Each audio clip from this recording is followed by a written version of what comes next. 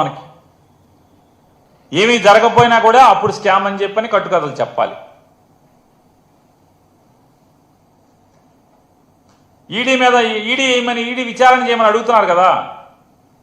పనిలో పనిగా లావు శ్రీకృష్ణదేవరాయలు గారిని అడుగుతున్నాను, రేపో ఎల్లుండో ఇది కూడా మాట్లాడండి. ఇన్కమ్ ట్యాక్స్ తాకీదులు ఎవరికి ఇచ్చారు? మీ గౌరవ నారా చంద్రబాబు నాయుడు గారికి ఇన్కమ్ ట్యాక్స్ ఇచ్చినటువంటి తాకీదు ఇది. ఈ కట్ట ఈ పుస్తకం ఇది ఒక పేజీ కాదు. ఇది ఈ పుస్తకం కూడా మీ గౌరవ నారా చంద్రబాబు నాయుడు గారికి ఇన్కమ్ ట్యాక్స్ వారు ఇచ్చినటువంటి శ్రీముఖం.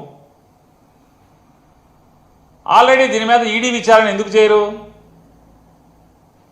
ఈడీ విచారణ చేయాలి కదా. సగంలో ఎందుకు ఆపారు? అవన్నీ కూడా గట్టిగా కడగండి. చంద్రబాబు నాయుడు గారికి ఇచ్చినటువంటి ఇన్కమ్ ట్యాక్స్ నోటీసు సగంలో ఎందుకు పక్కన పాడేశారు, చెత్తపొట్టలో పారేశారు?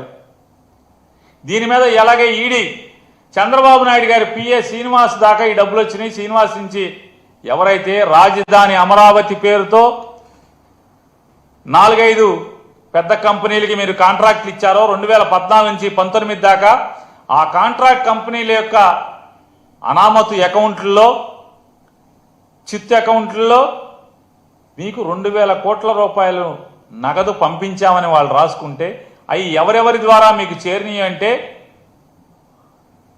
మరి చంద్రబాబు నాయుడు గారికి ఇంత చేరింది పాపం సొమ్ము అని చెప్పి ఈడీ వాళ్ళు ఆపేసినటువంటి దాన్ని గట్టిగా నిలదీయండి, అడగండి.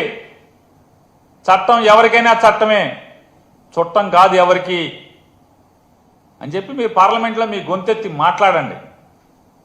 ధర్మాన్ని 4 పాదాల నడిపించేలాగా చేయండి. మీరు మంచి మంచి నీతి మాటలు చెప్తున్నారు కదా, సూక్తి ముక్తావాలి. అలాగే చంద్రబాబు నాయుడు గారి పిఏ శ్రీనివాస్ స్కిల్ స్కామ్ మొదలవంగానే అమెరికా పారిపోతాడు. అమెరికా టికెట్లు ఎవరు కొంటారో మీకు తెలుసు, ఎవరు కొని పంపించారో. ఏమైపోయాడు? జగన్మోహన్ రెడ్డి గారు ఉన్నటువంటి కాలంలో చంద్రబాబు నాయుడు పిఏ ఒక 20 ఏళ్ళు 25 ఏళ్ళుగా పనిచేస్తున్నటువంటి పిఏ శ్రీనివాస్ గారు ఏమైపోయాడు? మళ్ళీ ఎప్పుడు వచ్చాడు? ఎందుకు వచ్చాడు? ఇవాళ ఏం చేస్తున్నాడు? మాట మాటికి దుబాయ్ పంపించే పనిలో ఉన్నాడు కదా. అయ్యి వదిలేసి మన శ్రీనివాసు మూటలు దుబాయ్ పంపించే ఆ లెక్కలు చూసుకుంటాక వెనకాల ఎవరు వెళ్తున్నారో మనం చూసాం.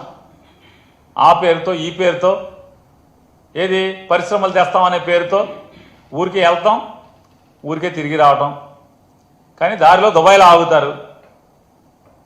మన పాత పిఏ గారు మాట మాటికి దుబాయ్ వెళ్తాడు, లేదా పాత పిఏ గారు పైకి పేపర్లోనేమో సస్పెన్షన్ క్యాన్సిల్ చేసి మళ్ళీ ఉద్యోగం ఇచ్చారు.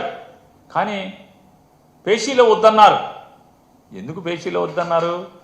ఈ దుబాయ్ మూటలు దుబాయ్ చేర్చాలి కాబట్టి పేషీలో అక్కర్లేదు.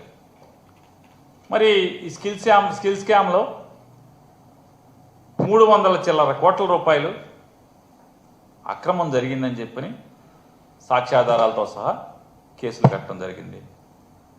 మరి స్కిల్ స్కామ్ మీద ఎన్ఫోర్స్మెంట్ డైరెక్టరేట్ సగంలోనే ఎందుకు ఆగిపోయింది?